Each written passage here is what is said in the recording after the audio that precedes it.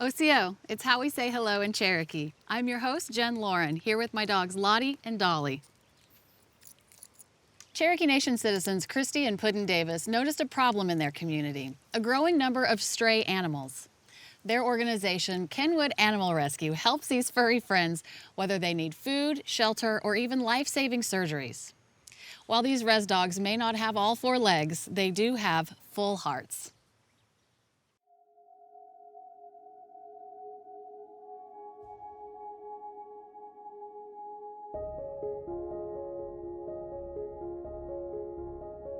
Dogs can look into your soul. They know when you're hurting. They know when you're crying. They can feel it.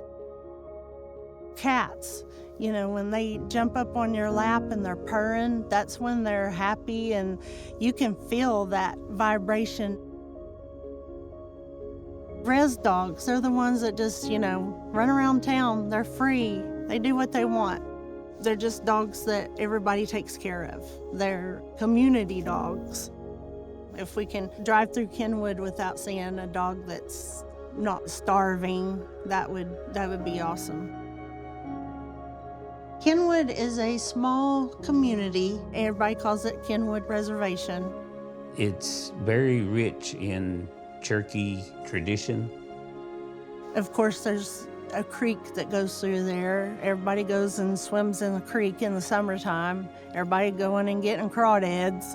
So that's our main beauty of Kenwood, is that creek that goes through it. I moved to Kenwood about 22 years ago. That's when me and Puddin met. Come on, Rory. My name's Christy Davis. This is Puddin Davis, my husband. We run Kenwood Animal Rescue. And this is Harley. Harley is a fail rescue. He goes everywhere we go. He's a big crybaby. I grew up on a dairy farm. Of course, I had a horse. We had dogs, we had cats. Animals was dumped on the end of our road, so we would just take them in and keep them. My mom would have 15 cats all around her. She loved animals. Yes, my family's always been around animals and always valued animals.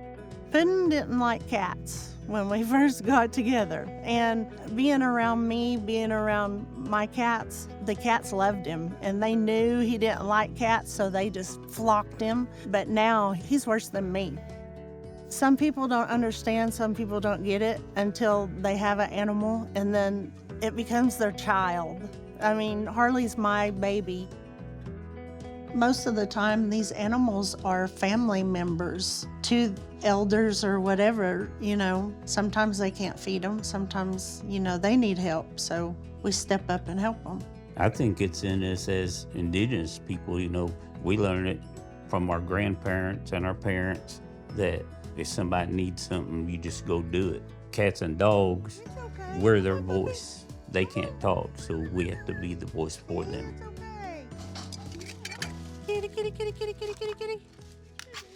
In Delaware County, they have these big green dumpsters, and they're at different sites where everybody takes their trash and dumps it. We started noticing that the animal population, cats and dogs, that people just dump them there. It's sad, but some people just can't afford to feed these animals anymore.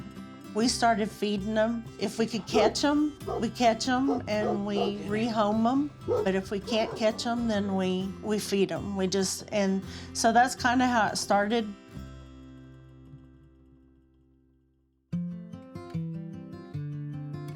The big story was this gray cat. We named him Floyd, Pretty Boy Floyd. He was outside of the dumpsters and we noticed his leg was just hanging off, his back leg. They had to amputate his leg all the way to the hip, so he doesn't have a back leg now. And of course, we kept him. Come here, bub. Yeah, come a long way, Santa bub. I realized when we was rescuing Floyd, we got to start helping. We got to do something about this. We just started feeding the cats and the dogs and watching and seeing where they were at. And kind of got on Facebook and saying, We need help. You know, we're not wealthy people. Money was coming out of our pockets to feed these animals. I get emotional when they're hurting or you can't fix it. I can look in that dog's eyes and he's asking for help, or a cat. And it's like, all right, I'm gonna help you. I'm gonna be your mama.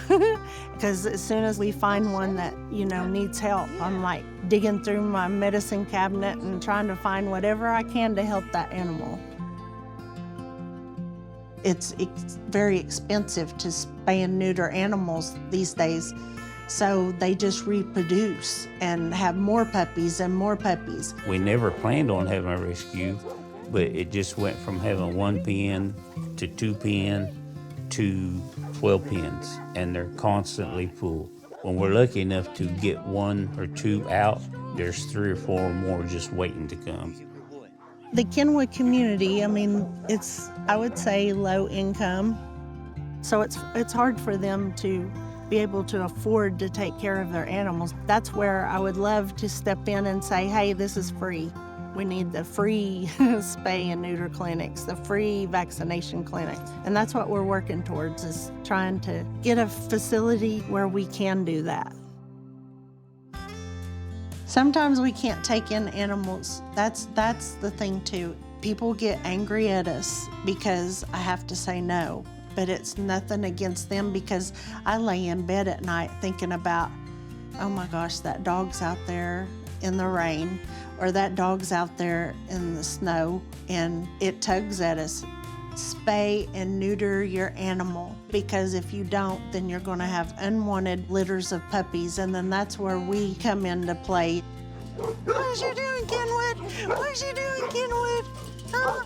You hungry? There you go. There you go, Kenwood. There you go.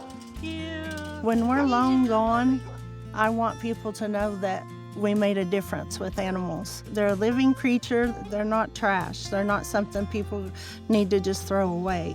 To me, I feel like they're human. And that's probably why we do what we do. These animals, they're like our children. That brings joy to my life. I'm happy when we get home. They're happy to see us. They give you a little head bump to your head, you're their person. So if other people in the communities would step up, we can get the animals off of the streets and feed them and have them looking healthy. We can fix this problem, and you can see it whenever we rescue an animal and they're looking up at us. I can see it. They're so grateful. They're so thankful. I can see when they're happy.